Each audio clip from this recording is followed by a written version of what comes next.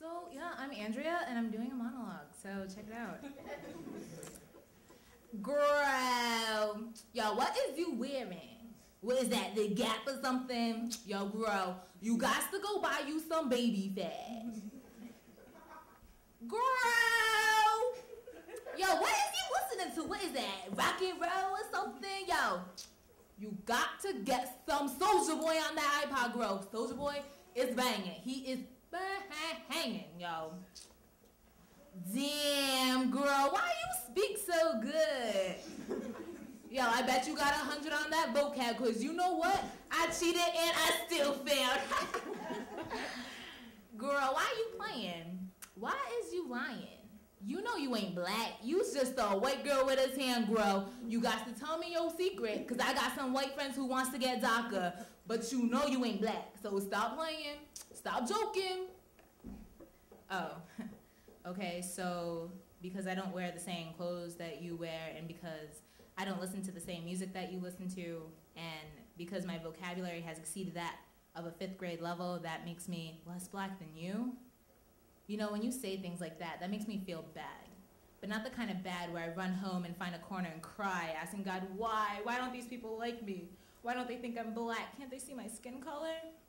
No, it's the kind of bad where when you say these things, I look at you and I laugh in your face. Because honestly, I think it's a disgrace that you think such superficial things defines your race. Guess what? Your ethnicity was decided the moment you were conceived, not when you chose what sneakers you were gonna wear, what radio station you were gonna listen to on your way to the hottest club on Broad Street.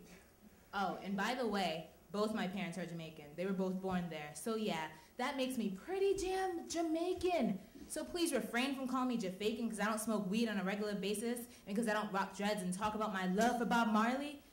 You know, I do like the guy, but I'm not gonna rep him 24/7. But you know what? I guess I should issue an apology. I'm sorry. I'm sorry that I don't feel the need to waste $110 on a pair of Jordans that everyone's gonna end up rocking anyway. I'm sorry if I don't wanna conform and look like everybody else. And I'm sorry if I don't fill my ears with the hip-hop trash that plays on Hot 106 and 95.5 on Sundays. And I apologize for not wanting to watch black exploitation television.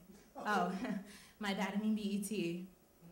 And I am so sincerely sorry that sometimes, oh God, sometimes I like to use words that have more than 3 syllables. I am so sorry for all of these things, but please don't tell me that's because of this that I'm less black than you. Do you hear yourself when you say these things? Do you realize that you're saying that in order to truly be considered black, you have to be a criminal and be stupid? I mean, some black pride you have.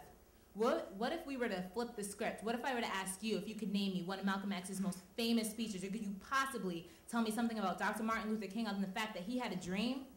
Now, I'm not going to tell you that if you can't answer these questions, that makes you less black than me, because I'm not some sort of black elitist who thinks she can tell someone what their race is or isn't. I just think it's so funny that some people think that superficial things, like the way you dress and how you speak, make up more of your ethnicity than actually knowing any true history about your own culture. Now, I am sorry. I am so very sorry. I apologize for not wearing a hair weave, even though Malcolm X did say that rocking a hair weave is an attempt to assimilate into the Western culture, which kind of confuses the whole black-white issue, doesn't it? Oh, Lord, I sound really hostile right now. But, you know, I am so sincerely sorry for all of these things, but please don't think that you can tell me my ethnicity. And it's over.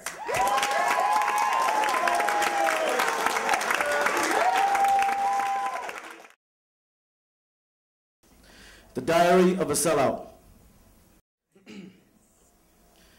Individuality, personality, character, selfhood, uniqueness, identity. Sometimes, prejudgment hardly tells the story of a person. Creating ideas off first impressions usually leads towards a lack of communication. Don't stand corrected by mistakes that were mistaken by others due to stereotypical language that were expressed by assumptions. Don't judge a book by its cover. It's hard to tell this to a person who hardly reads or barely tries to go beyond the first page. He turns a page of self-exploration and identity and finds a question mark at the end of an empty book. His voice is illuminated by the shadows of bright silhouettes. He portrays an image that speaks beneath the language of 3 tongues accompanied by an American accent. His Cambodian blood and his Cambodian immigrancy is what pushes him. Yet, they still find him away and far, because he tries to push us away. He fell in love with the idea of tasting another culture and making it his own. He fell in love so much that he was called a sellout. They took it the wrong way. But the more he pushed, the more he tried, the more they looked down upon him. Why is he so different? Why doesn't he hang out around his own kind that much? Why is he so in love with a culture that's not even his own? What the hell is he? His strong Cambodian body has a language that's derived from the Dominican culture. But his articulation is haunted by the American nightmares of Brady Bunch values and white picket fences. It's a dream that will never be. He hardly speaks his own language. Does he even know that he is and will always be a foreigner in the land of opportunity? Every day, he turns the pages of a history book of a cultured individual. I hope he knows he's reading the wrong story. Sellout.